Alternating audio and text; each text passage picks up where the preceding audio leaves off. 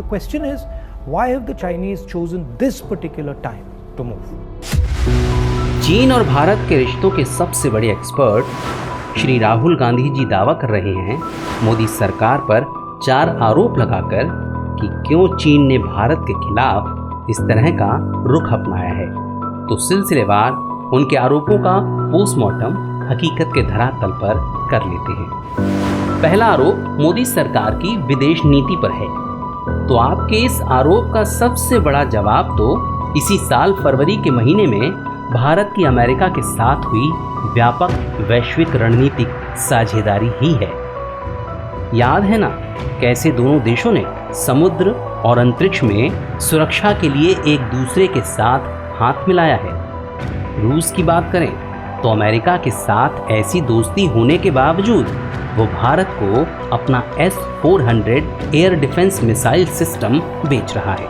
आज चीन के मसले पर कैसे ऑस्ट्रेलिया, फ्रांस, जापान जैसे देश भी भारत के साथ हैं ये बताने की ज़रूरत नहीं है। दूसरा आरोप भारत के पड़ोसी देशों से रिश्तों पर है। राहुल गांधी जी शायद ये बताना भूल गए कि बांग्लादेश के साथ ऐतिहासिक लैंड बाउंड्री एग्रीमेंट मोदी सरकार में ही हुआ है। श्रीलंका और मालदीव जैसे देश चीन के प्रभाव से आज बाहर आ चुके हैं और ये भी मोदी सरकार के कार्यकाल में ही हुआ है।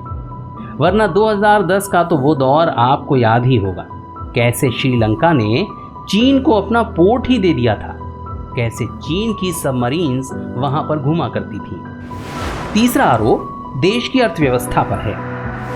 अब इसका जवाब देने के लिए तो इतना ही बताना काफ़ी है कि जब मोदी सरकार सत्ता में आई तो देश की अर्थव्यवस्था फ्रजाइल 5 में शुमार थी और आज भारत इन्वेस्टमेंट के लिए दुनिया का फेवरेट डेस्टिनेशन बन चुका है।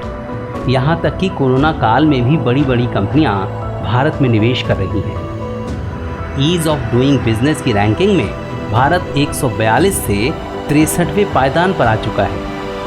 चौथा आरोप देश की जनता की भावनाओं को लेकर है।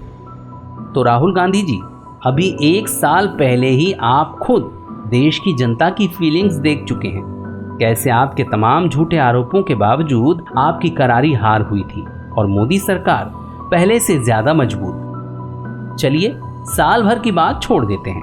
अभी कोरोना संकट के दौर में पीएम मोदी की लोकप्रियता और भी ज़्यादा बढ़ गई है। कई रिपोर्ट में तो यहाँ तक दावा किया गया है कि मोदी इस महामारी से बेहतर तरीके से निपटने वाले दुनिया के सबसे बड़े लोकप्रिय नेता बन चुके हैं। सर्वे में चीन के मुद्दे पर भी देश ने मोदी पर पूरा भरोसा जताया है। राहुल गांधी जी जिन्हें कमजोरियां बता रहे हैं वही तो असल में मोदी सरकार की ताकत है और यही ताकत, यही हिम्मत, यही निडर फैसले ही तो चीन को रास नहीं आ रहे हैं कि कैसे भारत सीमा पर सड़कों का निर्माण कर रहा है, कैसे भारत इतना सारा इन्वेस्टमेंट अपने यहाँ ले जा रहा है और कैसे भारत ने डोकलाम जैसे मुद्दे पर भी उसे झुकने पर मजबूर कर दिया। तो राहुल गांधी जी ज़रा हकीकत के धरातल पर भी उतरिए, क्योंकि ये जनता सब जानती है।